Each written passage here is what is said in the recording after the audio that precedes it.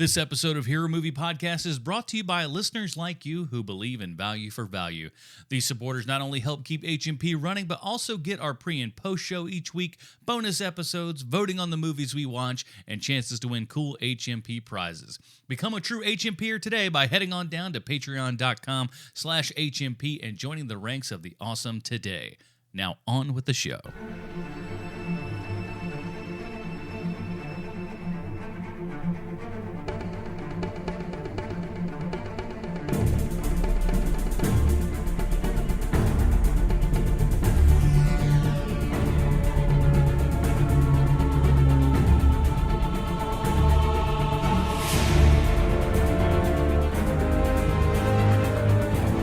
Ladies and gentlemen, welcome to Hero Movie Podcast, your greatest source for superhero movie discussion in the multiverse. I'm your host, Adam Portrais, and I'm joined as always by Sean Keenan.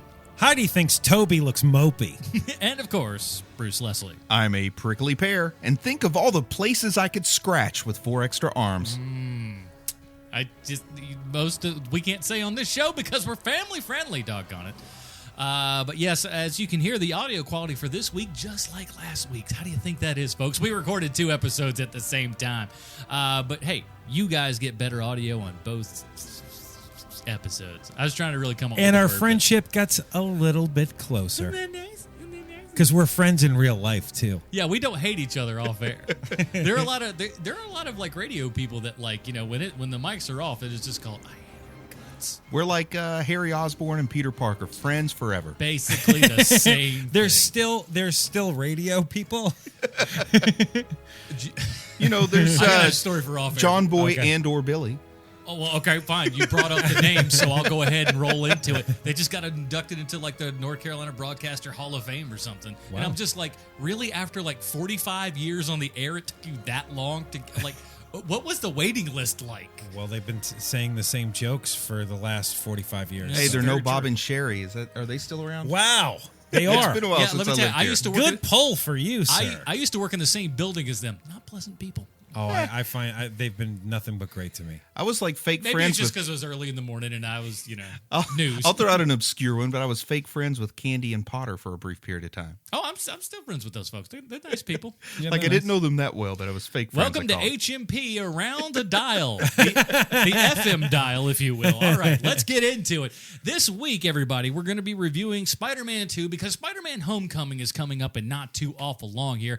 We're all excited around here, and with, if Civil War is anything to kind of measure it up against, this looks like it's going to be a good Spider-Man movie. So we wanted to go back and take a look at what is roundly considered to be the best Spider-Man movie that has ever been made, and that is, of course, Spider-Man 2, starring our good friend Tobey Maguire, directed by Sam Raimi. So we'll be talking about that, everybody. Like I said, since this is a back-to-back thing, we don't have any new emails or iTunes reviews or anything, but if you'd like to, Shame. yeah, in the half hour between our last episodes, you guys did not give us any more iTunes reviews, and frankly, I'm a little bit peeved. So if you have a free moment in your day, man, we really do appreciate the people that go out and drop us a 5-star review on iTunes, aka a humdinger. Humdinger. We really appreciate that. And, of course, all the people that go to patreon.com/HMP and donate to the show. Let's go ahead and get on into it. This is the trailer for Spider-Man 2. I believe there's a hero in all of us. Gives us strength, makes us noble. Even though sometimes we have to give up the thing we want the most. Barker! Where you been? Looking for you all morning. You're late. Always late! You're fired. Look at you, Peter. Your grades have been declining. You always appear exhausted. I know, I'm trying. So where you been, pal? You don't return my calls. I've been kind of busy. Taking pictures of your friend. Spider-Man killed my father. No matter what I do, Do you love me or not? no matter how hard I try, I want Spider-Man dead. it's the ones I love who will always be the ones who pay. I can't keep thinking about you. I'm getting married. I want a life of my own. I'm Spider-Man. No more. You look different. I let things get in the way before. There was something I thought I had to do. I don't have to. I liked seeing you tonight, Peter. Now to the main event. Octavius is gonna put Oscorp on the map in a way my father never even dreamed of. Crazy scientist turns himself into some kind of a monster. 4 mechanical arms welded right onto his body. You take Spider-Man's pictures. Where is he? It's ticking me off your loyalty to Spider-Man and not your best friend. Bring Spider-Man to me. How do I find him? Peter Parker. Find Spider-Man, or I'll peel the flesh off her bones. There are bigger things happening here than me and you.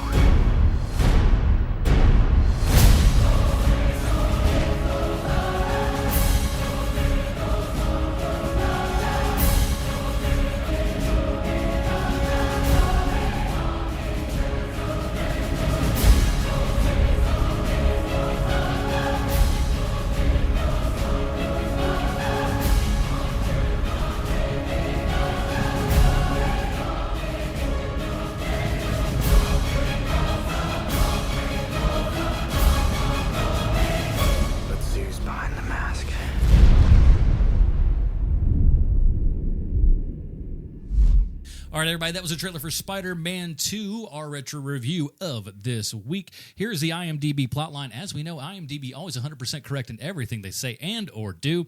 Peter Parker is beset. Who writes that? Beset. He's beset on both sides. What a by the great... iniquities. Wasn't she on Newhart? Let's start again. Peter Parker is beset. Old man podcasting with Bruce Leslie, everybody. What was it like driving the covered wagon to school every day? And then his brother's name is Daryl. No, I was talking about Bob Newhart, where he was the psychologist. Oh, wow. They go even further back. Gee whiz. But I think that was Plachette, not Bissett. Hi, Bob. Take a All shot. right. It's off the rails. Peter Parker is beset with the troubles in his failing personal life as he battles a brilliant scientist named Dr. Otto Octavius. This is directed by Sam Raimi, starring Tobey Maguire, Kirsten Dunst, Alfred Molina, James Franco, Rosemary Harris, J.K. Simmons, and more. Like I said, man, this is quite a beloved film, but and we've covered Spider-Man many a time on this here program, but my guess is our good friend Bruce Leslie has quite the comic book connection for us. We're going to do the stinger live. Now it's time for the comic book connection. Thank you, sir. Dr. Octopus, Otto Octavius, also known as Doc Ock. And boy, I had a cool Doc Ock action figure when I was in the 5th grade. It had all those plastic exo-tentacles that were just begging to be chewed upon. Man, I miss that toy. But comics journalist and historian Mike Conroy writes of the character. Created by Stan Lee and artist Steve Ditko, which means created by Steve Ditko. Doc Ock, as he became known, has become one of the web slinger's most persistent and dangerous foes. Doc Ock dated Aunt May, you know. That makes that time he spent in Peter's body kind of creepy. Well, creepier. But I will say this. I don't think he really loved her. I think he just wanted to marry her because in the comics she had inherited a nuclear power plant in Canada around that time. No joke. Now, Dan Slott had Otto's mind in Peter's body for a while in the pages of Superior Spider-Man. Great run. Guess what? It was a great run. That was the next thing in my notes. No, guess what? He was kind of better at it than Peter was. It seems obvious that an 8-legged themed hero would have an 8-legged themed villain, but an octopus is just so much more impressive than a spider. Clearly, the greatest villain in Spidey's Rogues Gallery. Stan Lee recounted that usually in creating a villain, the first thing I would think of is a name. Then I would try to think of, well, now that I've got that name, who's the character going to be and what will he do? It's called a dream factory, everybody. It's what I do. Spoiler warning, folks. That's where Steve Ditko would come in. Now, for some reason, I thought of an octopus. I thought, I want to call somebody Octopus, and I want him to have a couple of extra arms because he's called Octopus. But I had to figure out how to do that. Over to you, Steve. Stevie? Okay, so a little bit about the mysterious Doc Ock. He was born in Schenectady, New York. Otto Octavius had a turbulent upbringing. His father, Torbert Octavius, was a factory worker, and he was abusive and violent towards both Otto and his mother, Mary Octavius. Now, young Otto's shyness and good work in school got him labeled as a teacher's pet, and he was targeted as a subject for bullying. Now, Otto was determined not to become like his father, and he threw all his efforts into his education, regularly scoring top marks. Otto's devotion to study paid off with him being awarded a university scholarship, guys. Not a community college scholarship, the whole university. Fancy. Now, during Otto's freshman year of college, his father died because of an industrial accident, and this pushed Otto towards the study of and obsession with physical science. What kind of science? You want physical or non-physical? I'll take physical. You've done it again, Stan. Can I have that metaphysical science class, please? Well, he designed a set of highly advanced mechanical arms controlled via a brain-computer interface to assist him with his research into atomic physics, because why not? Now, the tentacle arms were resistant to radiation. They were capable of great strength and highly precise movements. They were attached to a harness that fit around his body. During an accidental radiation leak that ended in an explosion, the apparatus became fused to Otto Octavius's body. It was later revealed that the radiation, or possibly his own latent mutant abilities, had mutated his brain so that he could control the movement of the arms using his thoughts alone.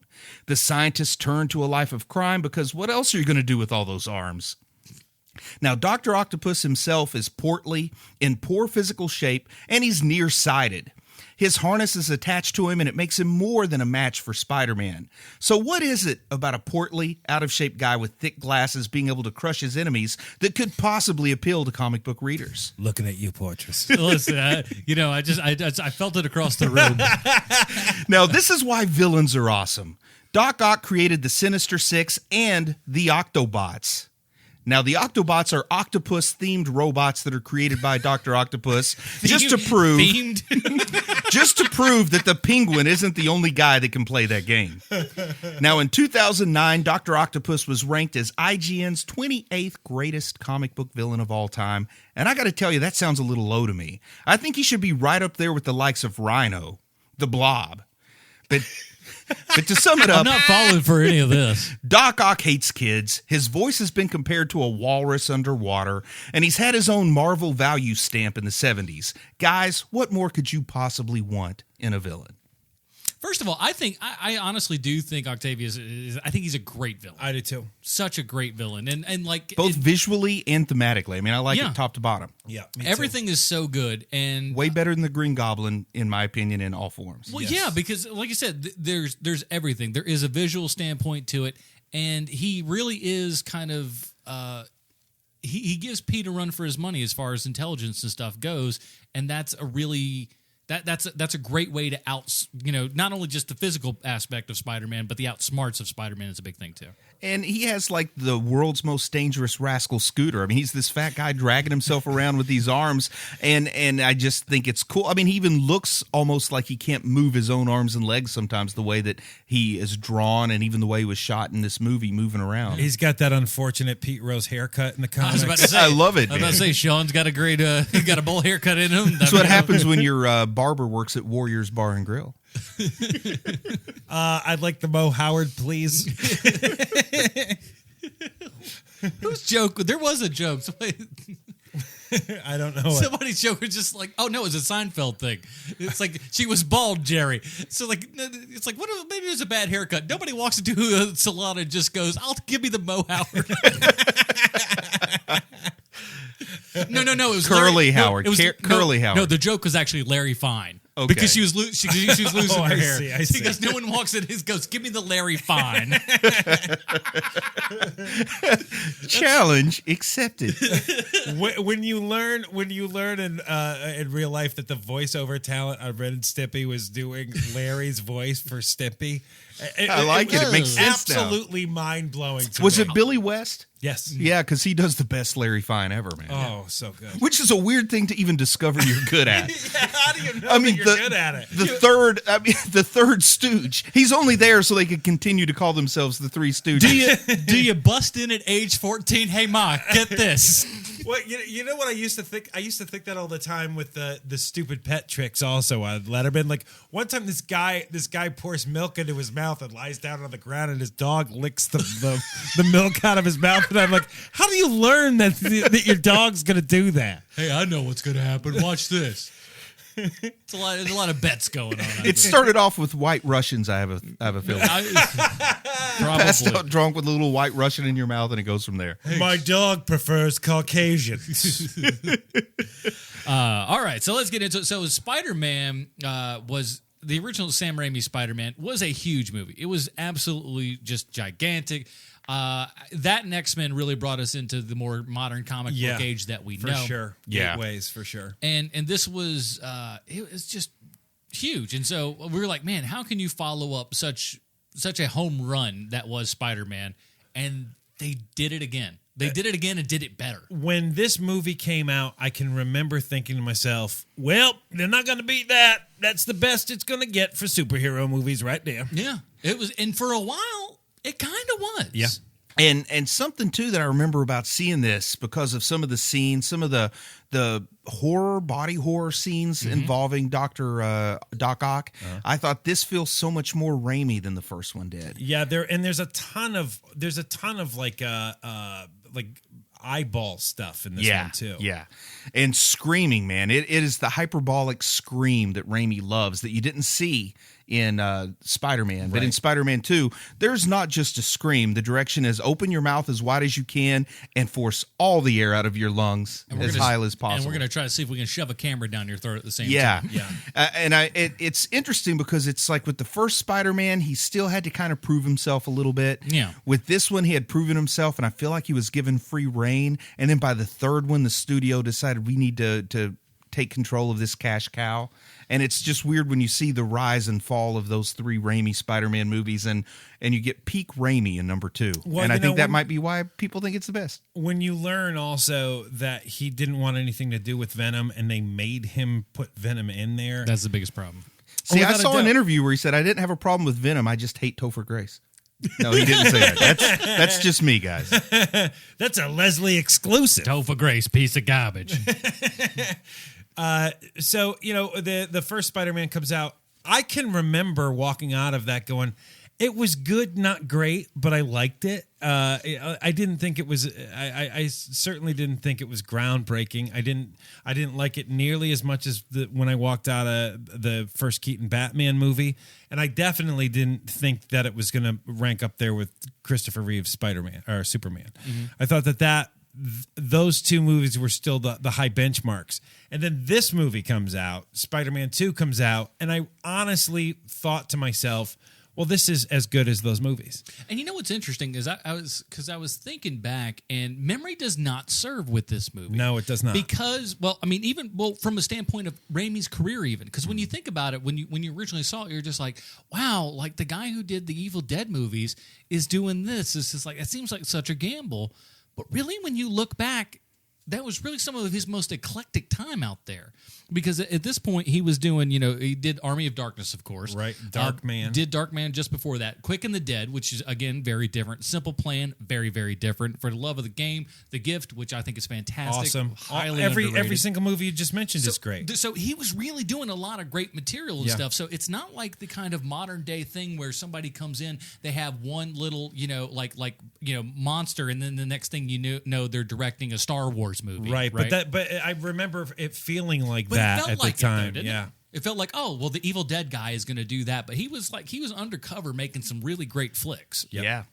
But I'll be honest though, I still see Evil Dead in this movie. Oh, absolutely. Yeah. Oh, without a doubt. More so than I do in The Quick and the Dead. Oh, of course. Well, oddly I enough. never saw The Gift, but I assume it has a lot of body horror. It's got some body in it, I'll tell you that. The Gift is a great movie. Is it a steamy romance or what is it? I've no, never seen it. It's about aliens. I would say no. It's like ninja. Psychological ninja. Psychological ninja. Psychological Sold, ninja man. movie. I'm adding it to my queue on Hulu. So Keanu Reeves is a psychological ninja. Good Keanu Reeves role, man. Yeah, good it stuff. is. Like everybody's great in that flick. Yeah. But yeah, going into this, it was just like, wow. Like the first one, it was like, oh well, he's going to do this. Very interesting. But what he was able to do, and like you said, they clearly let him go through, and I think there's you get to see a lot of the real Sam Raimi-ness in this stuff that you saw in the Evil Dead stuff. So stuff you saw in like Dark the Man. OR scene. Well, the OR scene is the biggest one, obviously, because I mean, with the first person view of the tentacle, that's straight out of Evil Dead. Yep. You You even get a chainsaw flying around, very ash. There's your Evil Dead 2 right there. So I mean, it was all. He was just like, I'm gonna put me on the map here. And if the trivia I read is to be believed, I think John Landis was behind one of those OR masks in that He's scene. credited. He is. So He is. Yeah. Who by the way, top news. You seen this? John Landis no care for comic book movies. He hates them. Says they're all terrible. And I'm just like, look, John, we're trying to make a podcast over here. How about you shut your trap and let us He do said it? the Well, worst he's is got a- Chronicle. Whoever wrote that should be kicked in John the hiney. Landis has a big surprise coming at the end of this episode. Look, see, and here's I just go, all right, John Landis, you haven't done anything in 30 years. Until you can give me something that's worth a darn, I don't want to hear anything. Let's from stop you, talking Hollywood. about John Landis. All right, fair enough. Let's talk about Max Landis. So one of the things I was really surprised by watching this movie this week is how much holds up. I mean, the CGI still looks a little bit clunky, but it doesn't look like It still holds pretty darn well in comparison to a lot of movies. Oh of yeah, this time. I mean the second Matrix movie it's so clunky. And something that helps some of the stuff hold up too is just the Raimi-esque visuals. Yes. Because those look a little bit better when they look practical rather than CGI, so a lot of the tentacle stuff works. Yeah. And of course, John Dykstra did win an Academy Award for Best Visual Effects for this. So Well, he should. It makes sense. He should. But you're right. It does. It still holds up under pretty decent scrutiny. But I think one of the ways that it also helps is something I didn't quite remember as much on the initial viewing and everything from years ago. Is the pop aesthetic that this entire movie really has is kind of astounding. That snuck up on me, and I was like, wow, I did not really remember this. Yeah. The other thing that was surprising to me too is just how old everyone looks in this movie. Because I know, I mean, I haven't seen the original Spider-Man, Raimi Spider-Man, in a while. Yeah. And I'm guessing that they still look relatively young in that movie, but they definitely do not. I mean, there is no doubt they're in their 30s. Was in this movie. a full 3-year cycle? Like, was this one where they didn't know they were going to make a sequel till the first one did well, or was this a 2-year cycle? Because I'm feeling like it was a 3-year cycle. I do too. I feel like that too. So it was 2 years between the two. Spider-Man was 02. Wow, this was really? 04. They really turned it feels around 3. that fast? Because It was such a hit, man. Wow. It was such a And hit. there was time to make Seabiscuit in between. So it's No. yeah, Seabiscuit was made in between. I'm thinking. I thought you were like. I'm like, Raimi did not direct Seabiscuit. You dummy. What are you? that's another really good movie. Yeah. Yeah, it won like some Academy Awards. He's a top Best notch hair and thing. makeup or something. But yeah, For the horse. For the horse. That's Bruce. That's actually just a bunch of cats taped together. No, I don't no. know if you knew that. Now this is Two guys in a suit. It's really good. Just a pantomime horse. That's all that is. You don't win best. What do you figure in 2000? Just to give you an idea of why this is a 2-year turnaround. Take a guess how much Spider-Man made worldwide. $7 trillion. Close. I'm gonna say 600 million. You're off by 200 million. $806 million in 2002 monies. That is a billy in 2017 numbers. Not even close. Wow. Crazy. Wow. No, I can see that though. It was everywhere. Yeah. I'd make a movie for half that. So you can see why they turned this thing around as fast as they could, for sure. And near the end, I'm going to clear up an email we got a while back about some of my assertions about Kirsten Dunst and her boyfriend Jake Gyllenhaal at the time, and I look forward to going into that as it goes on. But that also plays into how urgent the turnaround was, and Seabiscuit plays into how urgent the turnaround was. Wow, really? Look at it. Yeah. Sorry I yelled at you for the Seabiscuit, but I honestly thought you were talking about Raimi, and I was just like, no. Hey, Seabiscuit 2 was a Raimi project, but it got never got the green light. Can we talk about the secret sauce in this movie too, which is Molina? Oh, Molina yes. is so Molina is incredible. Molina in is the this movie. glue that holds everything together in this movie. There is that one scene where he has the tentacles for the first time, and he's literally terrified of the tentacles. Yeah. But he gets angry at something that's happening around him, and he looks at the tentacles, and then he accepts them. And there's not a single lick of dialogue in that, and it's probably a minute and a half long, that scene. Mm-hmm. If you have someone terrible in that, look, Sophie Turner is a fine actress on Game of Thrones. Can you possibly see that actress as Doc Ock portraying anything even remotely like that in the X-Men movie? No. Also, man, I really like how much shirtless Melina we got. Honestly, like, and that was something that, like, I guess body positive, man. Melina. But it hit me this time too. I was just like, wow, Melina's just going with basically a jacket, no shirt this movie. Good on you, big man. And I realized he pulled the schlub scientist look off better than I remembered. Because I remembered him being a little cooler than he was. I mean, he almost has a bit, and I can't remember the actor's name, but the guy who plays the mayor on Gotham, who was on Mad About You, he almost has just a hint of that level of schlubbiness at times. Paul Reiser. No. That's the only thing I could think of. The guy that played the gynecologist friend of Paul Reiser on Mad About I loved Mad About You guys. We'll talk about that sometime. I never watched that show. Oh, it was great. It had that lady from that one movie in it. Helen Hunt has that's hands. it. Yeah. So does Tom Hanks. Now, I'll say this about... don't even get me started, dude. I'll say this about Melina. The one complaint that I do have, and frankly, I ain't putting this on his head, his hair color is awful. Whoever is in the hair department, it's that... And you see it a lot with like aging stars today. Paul McCartney has this. It's not a hair color that's found in nature. Right. It's just some weird auburn Actually, bull they crap just that doesn't exist. took Kirsten Dunst's wig from the first movie and put it on him. It is bad, boy. And I'm just like, I'm looking at his hair the whole time going, what? Just let him have some grays in there, dog. Don't.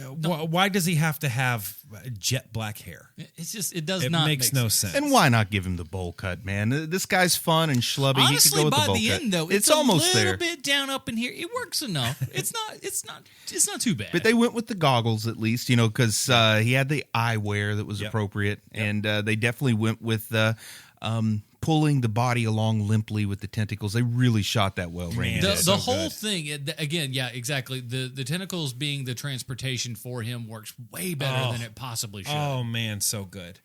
And, the weird thing about this movie, and I didn't realize it until just watching it this time, is that this movie is not about Spider-Man at all. No. This is all Peter Parker, this movie.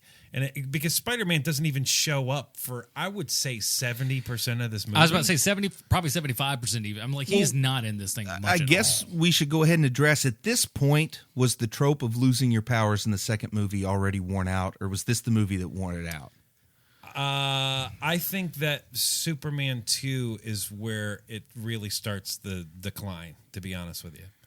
Because Superman 2 is the first time where I can remember thinking to myself, wow, so I guess the second movie, you're just going to lose your powers every time. And in all fairness, it was Rocky 3 before Rocky lost his powers. So Rocky never lost his power. Never. You watch Shut up, He Leslie. lost the eye of the tiger Leslie. in 3, and up, Apollo Leslie. Creed had to give it back to him. But then he had that awesome robot. I love the robot. That was in the movie just because Stallone wanted to have it in there because he's like, this is boss. I'm putting it in, baby. I told you that on the Stallone connection. It started, he wanted to fight the robot, and then they worked their way down. Mr. T wants too much money, I'll fight a robot. Ooh. All right, I'm pitching it right now. Stallone, Real Steel 2, he just fights the robots. Taking it. Let's do it. What, am I the only one who saw Real Steel? It's a good flick. No, Real Steel is a good movie. It's Rocky with robots. Yeah, it's with Rock'em robots. Sock'em Rocky. I did that movie do well? I don't even remember. It couldn't have. It did fair, from what I remember. Like it did enough. Yeah. It's like the 7th highest earning Wolverine movie, I think. It's a better Wolverine movie than every other one except for the last one. Yeah. Okay, so back to Dr. Octopus here. And Peter Parker delivering pizzas when we start out, man. Mm-hmm. And the world is just pounding on him. First of all, let me ask you this. I've delivered pizzas, and not in a bicycle in New York City. It's a moped. Whatever. That's a part bicycle. Shut up. It's a bicycle with a motor. How dare you? He goes, you got 47 blocks to get to in 7 minutes. Have at it, or you're fired. I'm just like, at that point, I'm taking those pizzas, and I'm going home. And the boss, Mr. Aziz. Man, that guy's so familiar. Tell me where he's from. Other stuff, other projects I've seen him in. Sure, he's in a million different things, and I'll be very glad to tell you what those things are. And I'm thinking, oh, right, he's in The Internship and The Dictator and The Proposal Was he in Mad About You? He's in A Series of Unfortunate Events. The TV show or the movie? The TV show. The good one. Oh, right, because he's, you know what? He's the really funny guy, and the second in command. Okay. And of Count Olaf. Okay, because I knew that I recognized him from a comedy role somewhere, but I couldn't put my finger on it. Oh man, he is so good in that role too. And he's good as the pizza boss. He was in So he's J.K. Simmons brought him along. Yeah, man, when he. You know what? We've gone off track like a million times about this movie already. So I will fall down a hole if we start getting into. He was in Lemony Sean Snicket. Keenan's favorite movie, Eddie. Yeah, I like Eddie. That's not my favorite movie. It was my first movie that I worked on. Okay, so let's talk a little bit about other people besides Mr. Aziz here. But Peter Parker's getting beaten down. Right. He's getting beaten down, and a lot of the problem is because whenever he's trying to go to school, do his job, or go on a date, Spider-Man gets called up. Right. So the way he deals with it is sort of subconsciously buries his powers, and I don't know that I buy that, man. I don't like it. I don't know that I buy that as the only explanation. But don't you prefer that to having some weird thing I where prefer, like an old man wants to steal your spider power? I prefer he just says, you know what, I can't take it anymore. I can't be Spider-Man, rather than have him take the elevator down the building because his webs quit shooting. Yeah, you're right. You're right. That is preferable. But you know, it's that Spider-Man's always been about the internal struggle. And I think the worst part is he gets his power back once Mary Jane wants to kiss him. You know, that's a little too on the nose for me. If we're looking at the few things I can fault with this movie, that whole arc of losing the powers and then getting them back when he wins Mary Jane's heart back, and then all of a sudden, once he gets them back, all things go to squat. Yeah, it's just, to me, it's all kind of, well, we're a family-friendly show, so how do I put it? Garbage. This has been this whole Spider-Man story is told by Rami has been a parable about puberty. So we can just leave it at that. Okay, there you go. That's a good way to put it. I was just like, how do I clean this in up? In Austin Powers terms, his mojo. There you go. There you are. But it's now let me ask you this, because we've gotten some feedback from listeners and stuff of people that don't like this. Peter Parker juggling all these balls in the air at the same time. Uh-huh. Is that something that kind of gets you guys? Do you like that, or is that something that you're just like, I want them to be the Spider-Man, and that's it? Well, I think it's true to. I mean, part of the appeal of Silver Age Marvel was they started to show real world, younger real world characters. You know, Fantastic Four wasn't a hit because of the superhero side of things; it was the soap opera side of things. And part of Peter Parker is, you know what, you're a college age guy, you are going to have to struggle, although he would have gotten a scholarship. The guy's a genius, but you are going to have to struggle delivering pizzas with going to work, which is hard enough. And then you throw the whole superhero thing, and then dating the strange 19-year-old stage actress that does period pieces set in Victorian England. That's a lot to juggle. She's got a lot on her plate. Not to mention Aunt May's house is in foreclosure. You know what? It does get a little ridiculous how much is dumped down. So many things. Here is my problem with this movie, because I this movie is beloved to me, and we'll talk about why later. But Kirsten Dunst, I never liked her in these movies. 30 minutes is the time, kids. I never liked her in these movies. I'm not going to mention the physical attributes because I've never liked her in any movie. I did not like her until season 2 of Fargo, and she is terrific in season 2 of Fargo. And I haven't seen that. It's really, really good. She is an anchor around the neck of this movie to me. I think that every time that they have her playing something serious, or like there's where she starts talking like this, and Peter, don't you get it? Don't you get it, Peter? I just need you to say I love you to me, Peter. It literally, all momentum of this movie just drops like a rock. And I'm not the person who ew, feelings. Yeah. Actually, in real life, I am that way, but not when it comes to movies. And so, that's fine. She's just not a very good actress. And to Raimi's credit, her role in this movie is a lot smaller than it was in the first one, a lot less significant than it was in the first one. And then he goes ahead and brings in Gwen Stacy in the third one. Isn't this a really nice way to dovetail into a story or two that you might have, Bruce Leslie? I guess when we were talking about the original Spider-Man, I don't know when else I would have brought it up, but we had one of our listeners, send in an email that said he kind of quoted something I said on Reddit about how Kirsten Dunst wanted to convince Rami and the producers to jettison Tobey Maguire in favor of her boyfriend, Jake Gyllenhaal. Mm-hmm. And then somebody said, okay, I mentioned this on Reddit, and everybody just hammered me like, that's not true. Where's your evidence? And I told him, you know what? I don't have evidence for you, but I've got it now as to the whole picture. The man's done the research. Okay, so tell me if anyone is familiar with this, but during the filming of the original Spider-Man, Tobey Maguire and Kirsten Dunst had a relationship. Yes. As my understanding. Okay, so after the movie wrapped, their relationship ended, and she started a relationship with Jake Gyllenhaal. Mm-hmm. Okay, Step so up. those things we can all agree on. He was like, I'm Spider-Man. I don't need you no more. Get on out. Okay, so in the filming of Seabiscuit, Tobey Maguire... If this turns into Equus, we're going to have problems. Well, in the filming of Seabiscuit, Tobey Maguire is looking at, okay, there was an $800 million box office. I got paid $4 million for that movie. So they're going to have to give it to me in the second movie. Yeah. So he wanted a big-time raise in the second movie. Can't blame. And he apparently hurt his back during Seabiscuit. Or at least, that's what he told Rami. From my understanding, that was pretty brutal. So he had a meeting scheduled with Rami, and instead of attending that meeting, he sent his personal neurosurgeon to tell them that his back is hurt and he may not be able to perform stunts unless he's compensated for potential injury. Essentially, I'm sure that's how it works, but okay. Yeah, but Rami saw this as what many people see it, sort of a holdout play. Yeah. It's like I'm not reporting to a training camp unless you give me a better contract, even though we've already got this multi-picture deal signed. Be ashamed if something happened to you. He was supposed to get $4 million for the second movie too. No. So he says, you know what? We're probably just going to have to halt this production until either I get better or I get paid. Well, next thing you know, Sam Raimi has lunch with a potential replacement for Peter Parker, and that happens to be Jake Gyllenhaal, who happens to be dating Kirsten Dunst, who you can imagine may have had input into this.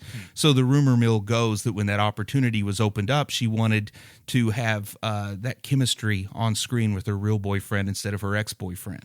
So that's how that spun out. And interestingly, if memory and then he got a $13 million raise and his back got better. He got $17 million for the second movie instead of the $4 million. And he's jumping around like Gene Kelly. I'm like, wait a minute, you said that? I'm cool. He was so happy about the $13 million raise that he didn't need a stuntman for that scene where he jumps over the car on his moped or whatever. You wouldn't happen to know the number of that neurosurgeon, would you? It's KL5 money. KL5 money. KL5.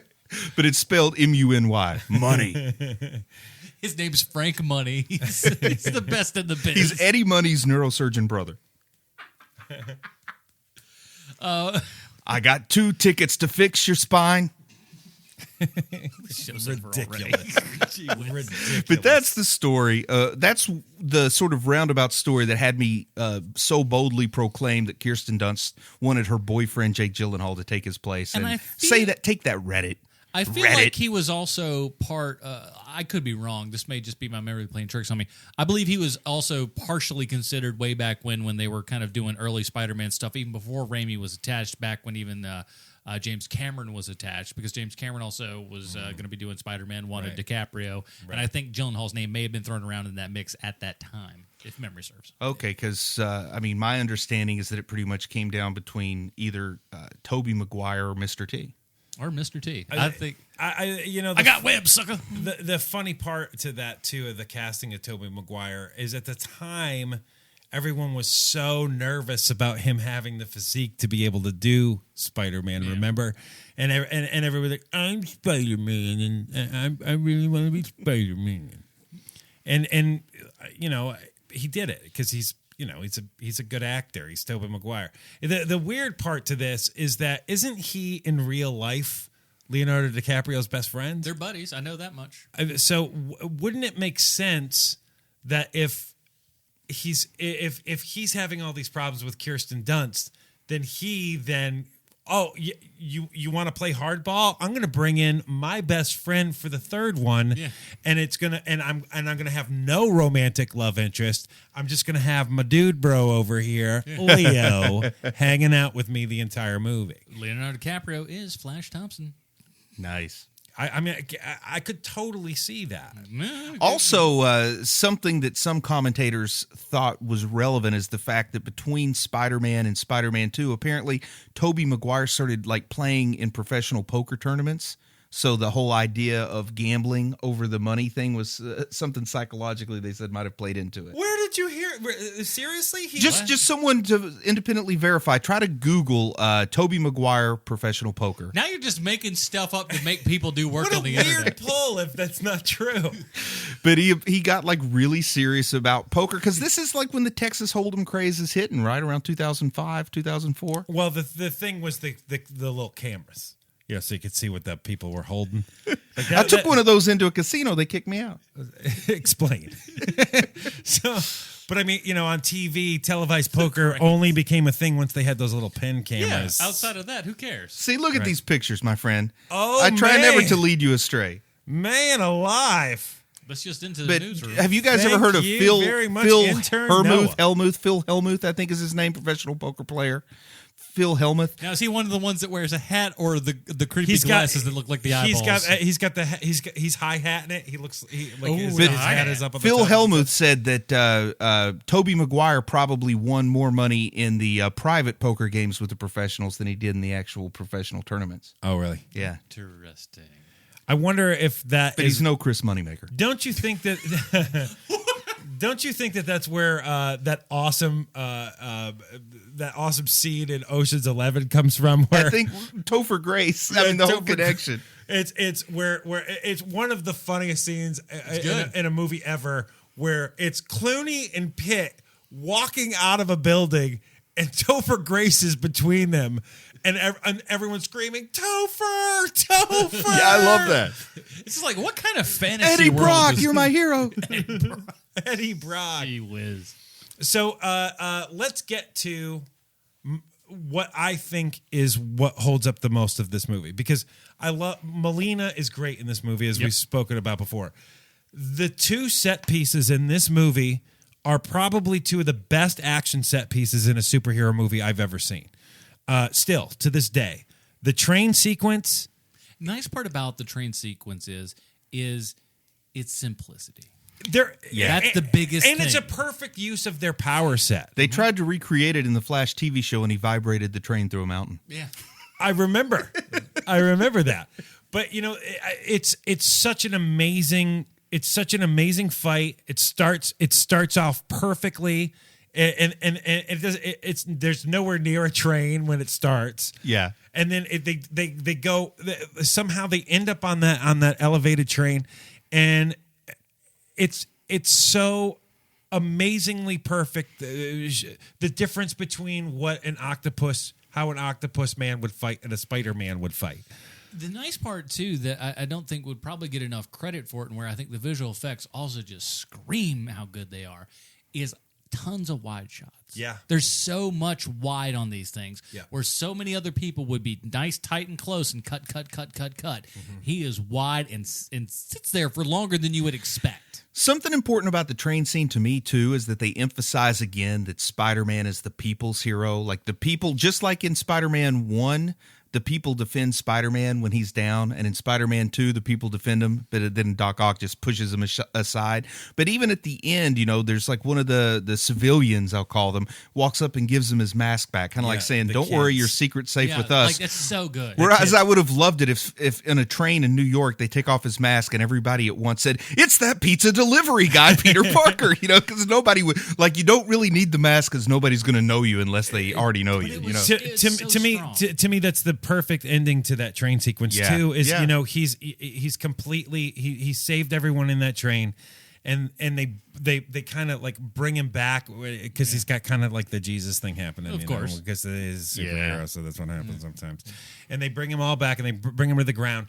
And the first thing one of the people says, he's just a kid. It's powerful, dude. It's so powerful. It's just perfect. And then think how much that line's going to work in Homecoming. where the guy actually looks like a kid. Yeah, where he actually looks like he's 15. And the kid, and those two boys go, we found this, and and they're like, don't worry, it's safe. Like, we won't tell anybody. Oh my God, it's such a good scene. And what do you think is the other awesome set piece? The second one, the clock. Because my favorite, I don't know if you call it a set piece, but my favorite sequence in the whole thing is always going to be that OR scene. Oh yeah, for me, it's always. Yeah, that is a very good scene as well. But the ending to me is the best ending to any superhero movie we've ever seen. The ending is the best. The denouement I will criticize when it's time to do Here's that. the best. Here's the thing too. At the same time, like, it's, while big, it's never so over the top, right, that it feels like they're reaching. Well, the end to this movie is what this entire movie is. What makes this movie work so well is that it's not. By the end, it's not Spider-Man fighting Dr. Octopus. It's Dr. Octopus fighting himself. Right. And he gets that redemption moment, which is pretty cool. Yeah, it's time to... he's Darth Vader throwing the Emperor down in the thing. Exactly. And it doesn't feel... like, it's not... it's about 80% there, but it doesn't... It's about 80% justified. It feels like natural. There's only about 20% in there that feels a little. Well, a little it fakey. is a comic. And if I'm going to find something to complain about with it, I'm going to say that I never quite understood why it was so important to Doc Ock that he recreate this big fusion experiment. Yeah. That he was willing to destroy the whole city for it. Yeah, I don't understand that really either. I think that's kind of lame. That was MacGuffin in its most MacGuffin there, that part of the movie. MacGuffin. It's got so much MacGuffin in it. It's a little much. Could you back off on the MacGuffin a tad? Send it back, please. But the end, to me, best end fight scene in a movie. I love the action set piece on the train. I know that you love the OR scene. Yeah. This movie's very long. And it feels it. It feels like a very, very long movie at 2 hours and 15 minutes, and it is a burgeoning 2 hours and 15 minutes, especially when you're having the third scene where they're eating. Yeah. in this movie.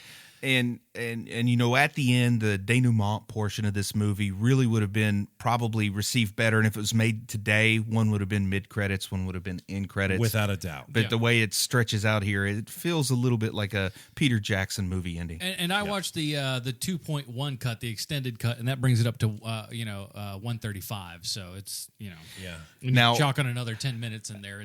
I kind of want to talk about, and it's not a knock against this movie, but it's a knock against the power behind the throne, so to speak. The drop threads, like the stuff that could have potentially been awesome if Rami was able to continue following his vision with 3 and potentially 4.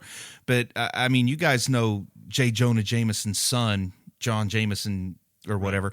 Yeah. But I mean, we all know he goes to space and it turns him into a werewolf. Yep. So I really could they have gotten like a more homely looking dude? There's no way he's scoring Kirsten Dunst. Like, even, we've all said that she may not be the most attractive gal in the world, but that cat ain't getting. Yeah, her. but he's rich. You got to remember, he's a rich astronaut.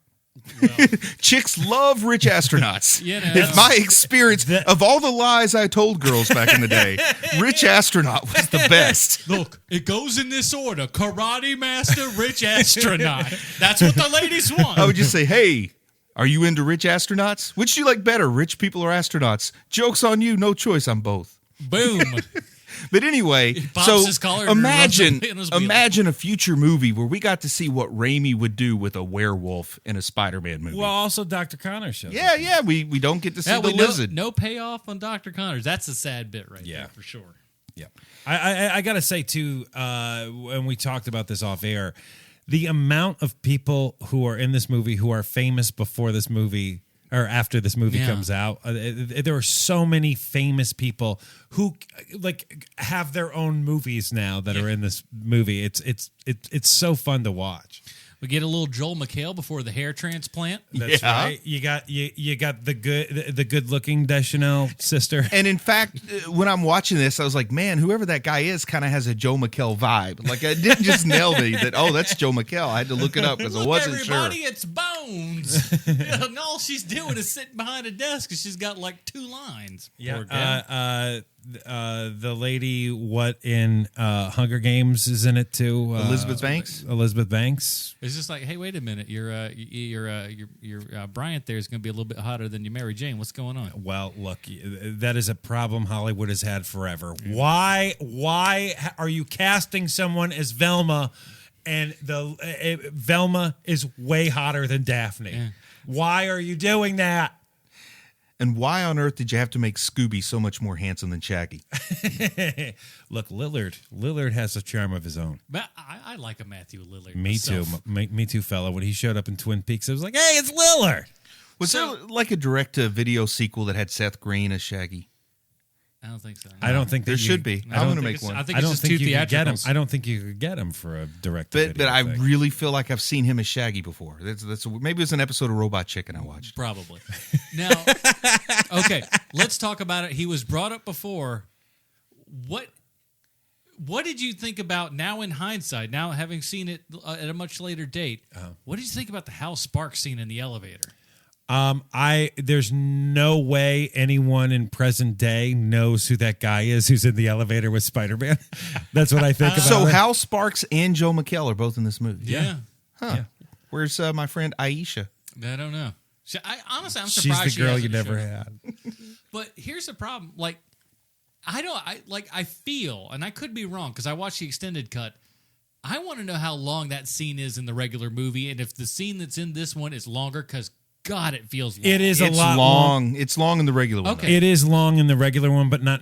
But Spider-Man 2.0 or 2.1, that scene, it feels like it's probably a double in 2.1 because look how hilarious Hal Sparks is. Because being he's getting into a whole thing where he's just he's snapping his fingers doing a right. None of that is in the original. Didn't feel like that. Okay, good. It isn't. That's what I was. I was like, boy, I don't remember it going on this long. Now, because I love the humor idea of Spider-Man does not have powers, must take elevator, has to awkwardly ride down an elevator. Love it. Yeah, that's love that humor. But boy, does it go too far when he starts getting into the, okay, all right. So I work for a PR agency, and I'm going to go through a couple of ideas. None of that is in the original. That's cut. awful. So you saved yourself thank you. a good one, because that's just, it's cringy at some point. When you get about halfway through, you're like, oh, dear Lord, please let this So they could have elevator- just went with something subtle where Hal Sparks wrinkles up his nose for a minute, and then Spider-Man goes, sorry, that was me. That would have been much better. That is a Bruce Leslie fastball if I've ever heard one in my life. Well, what if he farts in this one? Needs more farts. Put that up on the chalkboard for right now. I've had a very stressful day. That's a good idea. That's a good one. I like how Spider-Man's stressed and he starts farting. That's how it manifests. Aunt May put cauliflower in my lunch. I'm sorry. He's over there. He's fighting Doc Ock and accidentally just rips one just on account. He's like, I'm feeling queasy. Don't get me started on stress farts. You know what happens in boxing matches? It's got to happen to superheroes. Was that a right hook followed up by an SBD? What's going on over here? So who? Rosemary. What's her? Rosemary name? Harris. Harris is great. She is so good. She is so good in this. She really is. And it's a look. I like a young Aunt May. I think it's better. It fits more because most people's aunts aren't 95 years old, and always on their deathbed from Spider-Man #1. But for what she has to do in this movie, gosh, she is delivering. And she did all her own stunts in that scene with Doc Ock. She really is. They she really said is no, terrific. no, and she was like, yes. Another really touching moment too is when she kind of gives him a wink that she knows that he's been Spider-Man. She knows he's Spider-Man, and that is a really deft touch. Just giving him giving him the extra $20 when she's like, just behind take on her it. payment, and just like when Joe McHale steals the little gold coin and she slaps him on the hand, that's a great moment too. And then it also makes me wonder what kind of bank has bags and bags of Pirates gold doubloons lying around, because he's throwing nothing but gold coins. Well, see, this movie wasn't so far away from Lethal Weapon 2. Yeah, okay. It's like, okay, so we've got all these Cutthroat Island coins around. We got to use them. Where we got all these Cougarans. Is it chocolate inside of these? What's going on? I picture it's the world's weirdest bank where John Wick goes. You know, that's why they have all the gold coins. It's John Wick's bank of choice in New York City. Let's see. James Franco. Let's talk about James Franco for a second. Here is the thing. Franco is good at times in this movie, not all the time. Yeah. And it's a lot more roller coastery than I remember. And for a key character, it's weird that the only thing he's given to do is just to constantly remind us he hates Spider-Man. Right. You know, there's not really any arc for him here. Yeah. Oh, what's that? You Until talk the about end. Spider-Man? Yeah, Spider-Man. Did you say the word Spider-Man? I'm going to stab you in your sleep. Until they you have the face Hamlet Spider-Man. reference at the end of the movie. And you know, when you learn who he is in real life, and it feels like the corporate guys didn't get that note that, oh, hey, you have a massive stoner playing somebody who is like supposed to be insane, and he's not gonna go full tilt boogie with you here. Sorry, Charlie Horson over here. Sorry, buddy. You know what? No one would see this. This is an audio podcast. I was pretty sure it was a back thing. No, it was a calf thing, but I'm better now. Bruce just did a double sow cow right here in the room. You did. Yeah, it's unfortunate we're just audio, but that's how it works. But you're right. He's on a roller coaster of like, oh, really good. Then it's like, ooh, that's kind of rough, isn't it? Sometimes he's good, sometimes he's bad. He's bad all throughout Spider-Man 3. Yeah. I guess this is before he got his life back on track. Yeah. Well, the thing, because this is still fairly early-ish in his career. He's and everything. still. I mean, he is the youngest person in this movie. Sure feels that way to me. Maybe he's not, but he looks the youngest for sure. Yeah, he still looks pretty good today. I mean, he's aged really well. He's also like super wealthy. Well, you know, that's true. When you can have someone make so is Warren Buffett, but he don't look young. So is what? Warren Buffett, but he don't look young. Warren Buffett. You know, Warren Buffett ain't looking like a spring chicken. You may not believe this, but he and Sly Stallone are almost the same age. I know it. Okay, over the top 2, Warren Buffett versus Stallone. I got my money. I first of all, the fact that William Goldman wrote Over the Top as a joke to prove to his buddy that he could get any movie made in Hollywood. What a gamble. Oh, so good. Man, I always thought it felt like The Princess Bride. Any other kind of points we're thinking? I think that we've barely spoken about J.K. Simmons. Oh gosh, yes. Why have we not? And he is. I love this movie, and I've always loved this movie, but without a doubt, J.K. Simmons is the best thing about these movies. Undeniable. Not even close. Even it's the little stuff with him, man. Like call the caterer, tell him not to open the caviar, or they're having a conversation. He's having a conversation with Peter in the room. So he's talking to whoever is in the office across the hall, and then he keeps speaking to Robbie, and he's keeping it all. He's doing all of it at the same time. The air. So good.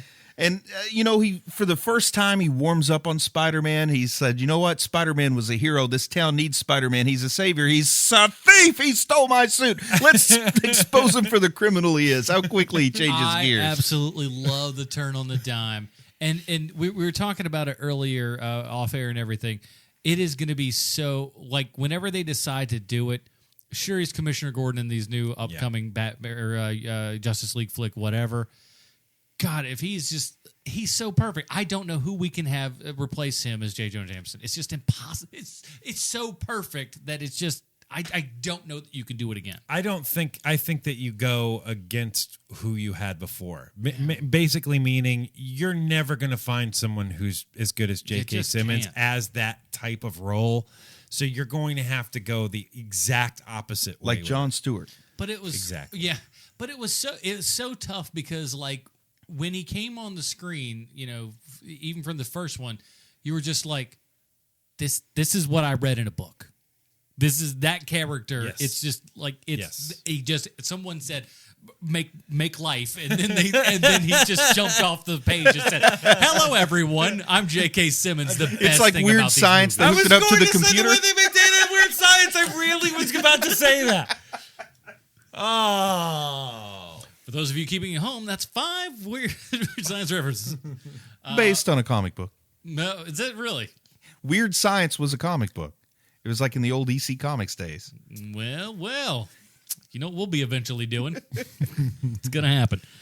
All right, so while we're getting on down to the end here, we have to do what we do on every single one of our episodes as we find out how this movie relates back to Sylvester Stallone. Say thanks, Adam. I have a prepared statement. Oh. The director, John Landis, plays the role of Doctor in Spider-Man 2. I don't know why he's the Doctor. Maybe he's friends with Sam Raimi, or maybe he asked if he could be in it. But I'd like to think he auditioned for the role. Standing in line with hundreds of other hopefuls that sort of kind of look like him, each looking for their big break. And then on sheer talent alone, he got cast. So he stood up, looked at the casting director and said, "You fools! You've been bested by legendary film director John Landis!" In case you don't know, John Landis directed some of the most influential comedies of all time. Kentucky Fried Movie, Animal House, The Blues Brothers, and An American Werewolf in London. In a row. Quite impressive. That's insane. I can't think of someone with that kind of hit count with that much variety. I mean, sure, Charlie Chaplin had a string of hits in a row, but he was basically making the same movie over and over again. And your only options back then were for entertainment were to either see Charlie Chaplin's new movie or watch Grandpa move a little wooden man on a stick so it looked like he was dancing. I really thought you were going to say watch Grandpa die slowly of tuberculosis. You got your column A, you got your column B.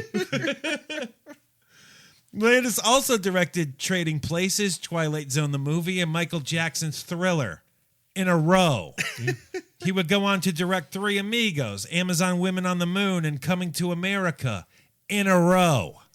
Incredible body of work. But like most comedians, he lost his fastball and started directing movies like Blues Brothers 2000 and Beverly Hills Cop 3 and the 1996 Tom Arnold movie The Stupids.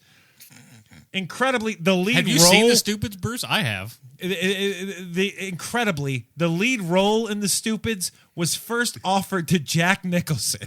What? I would love to see Jack Nicholson in that flick. Holy but snot. for reasons that have never been given...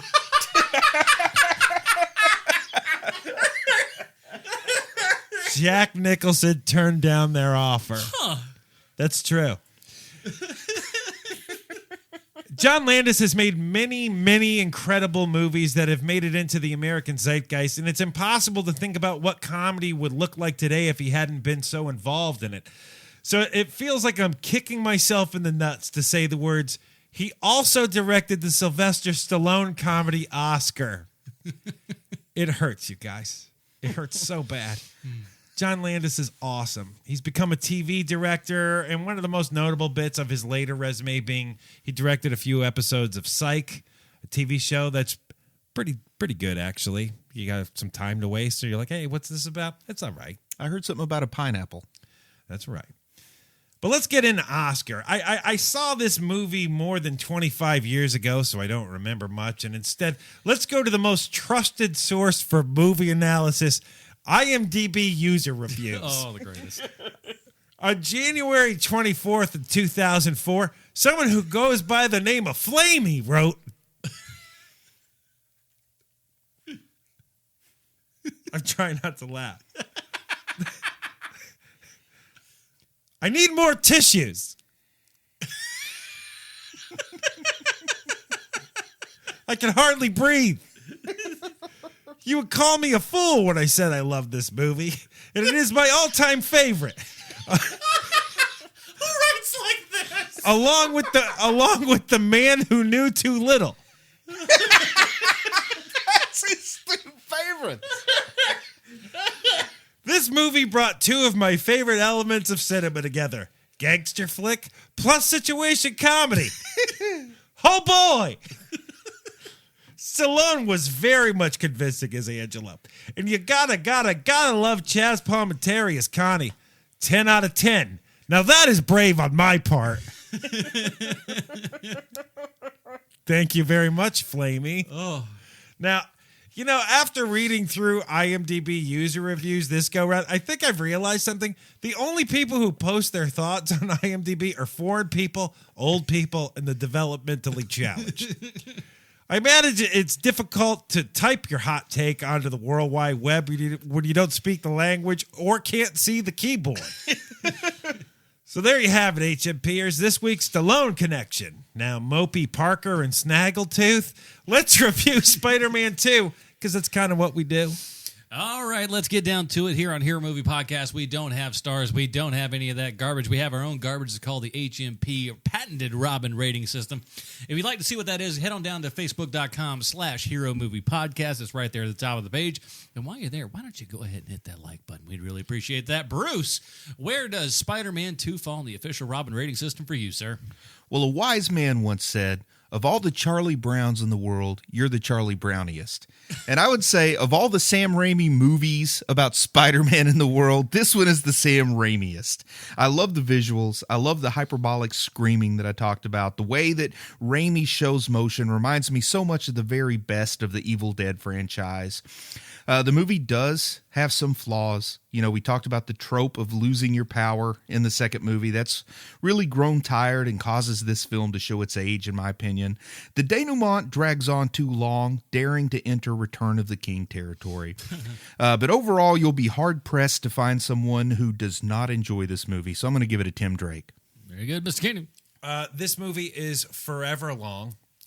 You need to take a sandwich and maybe get a nap in while you're watching it.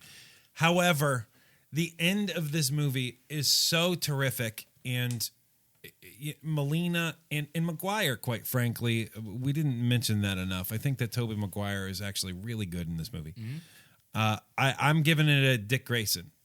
It still holds up in my opinion. It's terrific. It is by far the best movie of this era as far as superhero movies are concerned.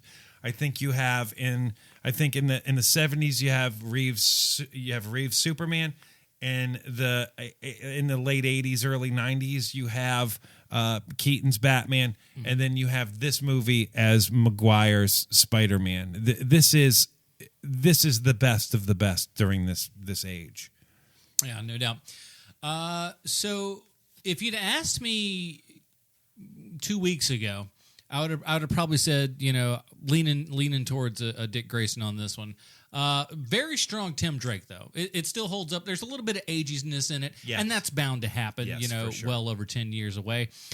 So it makes sense enough. There are some moments. Tobey Maguire is good for the most part. There's a couple of moments, like, when like he's talking with Aunt May at the beginning there, and the look on his face when she kind of talks about, Uncle Ben dying and like what she would do if she could, get a hold of whoever did that, kind of, so to speak. Mm-hmm. His look back there is really good, but he also mars it up somewhere with like the look on his face when he's stopping on the train is just like, who said this was a good idea? I know it's difficult. Do you have to look like you're literally in a wind tunnel? However, is right. Bad. But it's a fun movie. The CGI holds up pretty darn well, and it's tough to beat for a Spider-Man film as it stands right now, as of this recording. Right, it is the best one we got. Yep. And I'll say this, just wrapping up, is that Tobey Maguire is probably like. We had two problems with this Spider-Man and the Amazing Spider-Man. This Spider-Man, Peter Parker, he was like Tobey Maguire's a better Peter Parker. Andrew Garfield was a better Spider-Man as far as like personality-wise. Yes, agreed. And I only wish that's one of the big things watching back. It's just like, man, I really wish we would have had some of that nice Spidey comedy in there.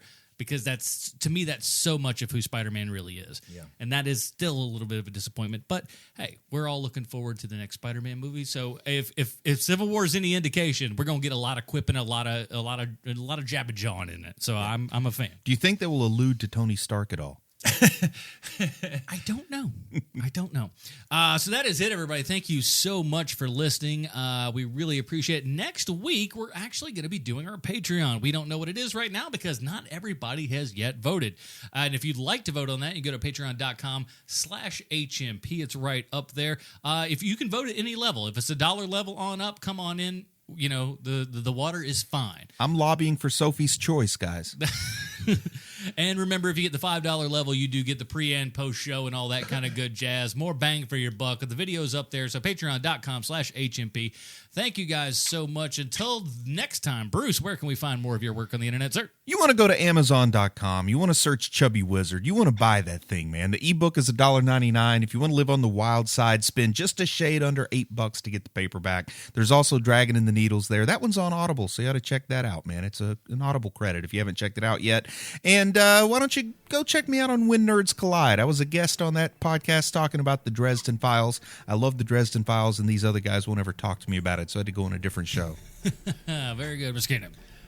You can find me on Twitter at Hero Movie Sean and also Preacher Podcasts. Yes, indeed. Which we hope you guys enjoy the first episode coming out any day now. Yes. Yeah, because when we're recording this, it's still a little ways off. This is like the podcasting version of Time Hop on Facebook here. Who's scared? I don't know what that means. I barely know what that means. But anyways, you don't need to know what that means. But join us here next week. Join iTunes, Stitcher, all that kind of good stuff. Thank you guys so much. We'll see you next week. For Bruce, Leslie, Sean, Keenan, I'm Adam Portrais. Stay super, everybody. Bye, Marty and Eva.